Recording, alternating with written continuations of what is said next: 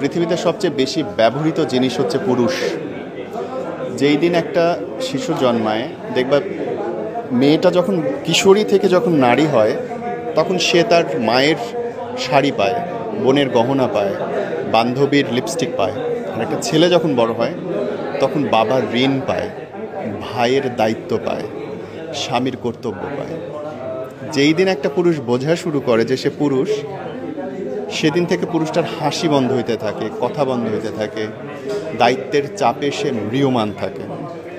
এবং এই পুরুষকে যখন একটা নারী খুশি করে, আনন্দ দেয়, সেটা আসলে তুলনা হয় না। কিন্তু আমাদের দুর্ভাগ্য যে আমাদের পারিবারিক বোঝাপড়া এত কম যে আমরা ওই আনন্দের মুহূর্তগুলো কম পাই, দুঃখের মুহূর্তগুলোই বেশি পাই।